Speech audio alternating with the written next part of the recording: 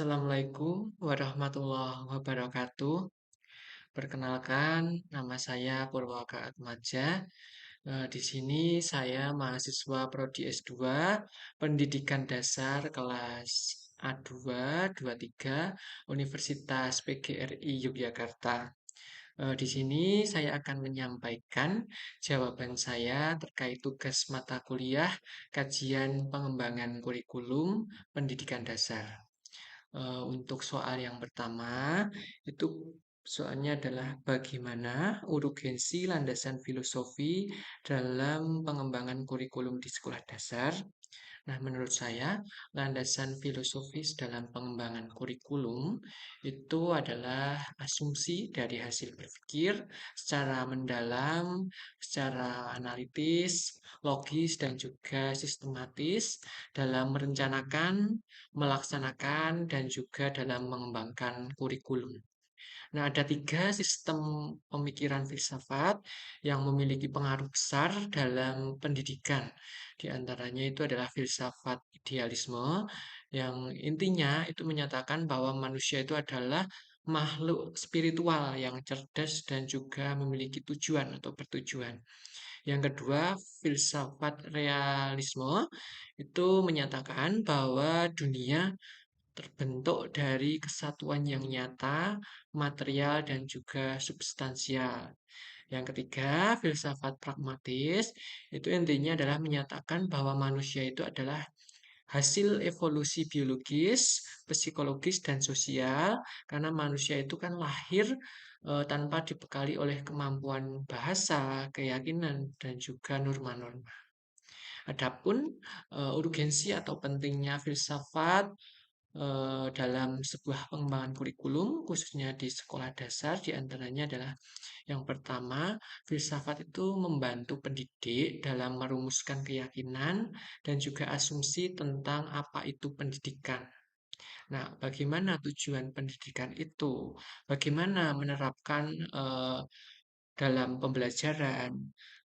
Model pembelajaran apa yang cocok untuk diterapkan, seperti itu. Yang kedua, filsafat memberikan kerangka kerja bagi pendidik untuk memberikan atau membuat keputusan tentang apa, bagaimana, dan kapan siswa itu harus belajar.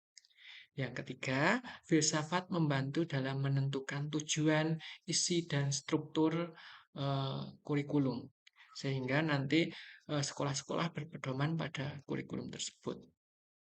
Selain itu, filsafat juga memberikan arah dan juga metodologi terhadap praktek-praktek pendidikan.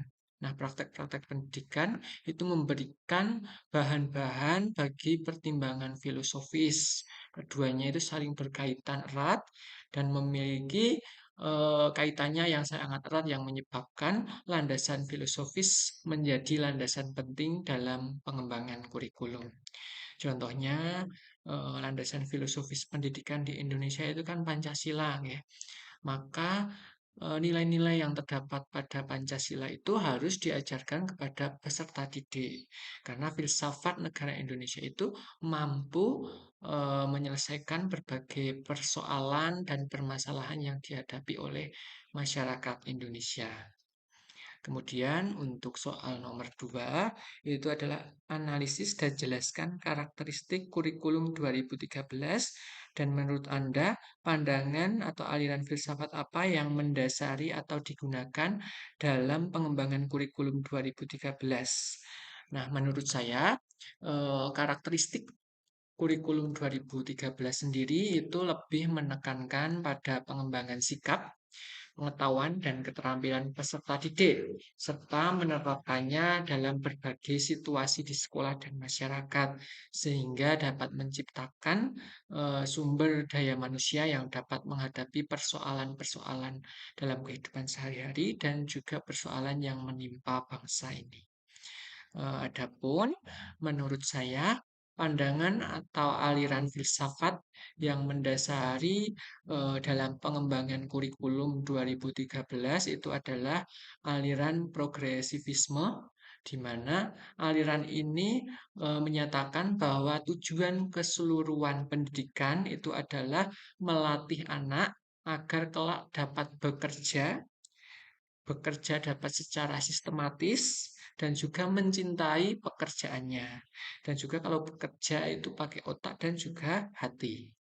Nah, kurikulum 2013 sendiri memiliki landasan filsafat elektrik inkooperatif, yang berarti mengambil unsur-unsur yang baik dari aliran-aliran filsafat pendidikan untuk diintegrasikan dengan sistem pendidikan nasional. Progresivisme sebagai salah satu aliran filsafat pendidikan itu memiliki warna yang dominan dalam kurikulum 2013. Terbukti dengan sistem pendidikan yang sangat menitik beratkan pada murid sebagai subjek pendidikan, guru juga bertindak sebagai fasilitator serta mata pelajarannya itu terintegrasi dalam satu unit alias tematik. Nah, dalam kurikulum 2013 juga menunjukkan kalau anak atau subjek pendidikan diberi pelajaran dan pengajaran itu sesuai dengan perkembangan zaman agar tidak menghasilkan generasi yang usang serta memiliki tiga kompetensi utama yang harus dinilai yaitu sikap, pengetahuan, dan keterampilan. Eh, Selanjutnya untuk soal nomor 3 itu adalah analisis dan jelaskan karakteristik kurikulum merdeka dan menurut pandangan atau aliran filsafat apa yang mendasari atau digunakan dalam kurikulum merdeka. Menurut saya, dari karakteristik kurikulum merdeka sendiri, itu yang pertama menitik beratkan pada pengembangan soft skill serta kemampuan problem solving, kemampuan berpikir kritis, kemudian juga kemampuan dalam pengambilan keputusan dan juga menitik beratkan pada karakter. Kemudian yang kedua itu karakteristiknya yaitu fokus pada materi esensial. Artinya adalah materi atau mata pelajaran yang penting dan mendasar yang harus dikuasai peserta didik itu.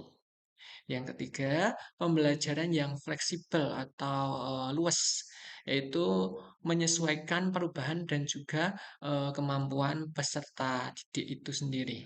Kemudian yang keempat, pembelajaran berbasis proyek, yaitu melalui proyek penguatan profil pelajar Pancasila atau yang disingkat dengan P5. Nah, di P5 itu ada tema-tema dan juga bisa diterapkan dalam pembelajaran di sekolah dasar. Proyek untuk menguatkan pencapaian profil pelajar Pancasila dikembangkan itu berdasarkan tema-tema tertentu yang sudah ditetapkan oleh pemerintah. Seperti ada tema kewirausahaan, kearifan lokal, kemudian ada gaya hidup berkelanjutan, dan seterusnya. Nah, proyek tersebut tidak diarahkan untuk mencapai target capaian pembelajaran tertentu, sehingga tidak terikat pada konten mata pelajaran.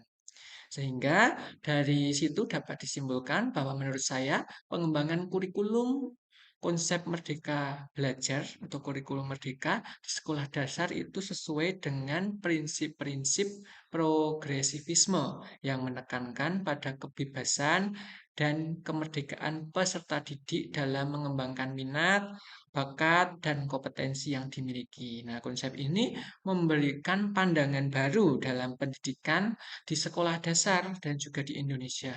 Sehingga praktik baik Merdeka Belajar juga dapat mengarahkan pada pengembangan yang sesuai dengan minat dan bakat yang membentuk individu yang berkarakter. Hal ini juga sejalan dalam konsep pendidikan seumur hidup yang menekankan pendidikan yang menyesuaikan dengan perkembangan zaman. Dalam situasi ini, pendidikan di sekolah dasar itu perlu memberikan lingkungan pembelajaran yang alami dengan memperhatikan pertumbuhan dan juga perkembangan siswa. Sehingga harapannya konsep Merdeka Belajar dapat membentuk karakter, keterampilan, dan juga kesiapan untuk berkontribusi dalam masyarakat sesuai dengan potensi dan bidangnya.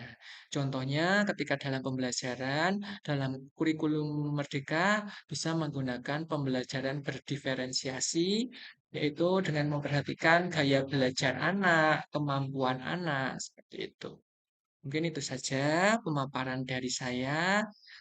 Banyak kekurangan saya mohon maaf. Semoga pemaparan saya bermanfaat bagi saya dan juga teman-teman semuanya. Terima kasih. Wassalamualaikum warahmatullahi wabarakatuh.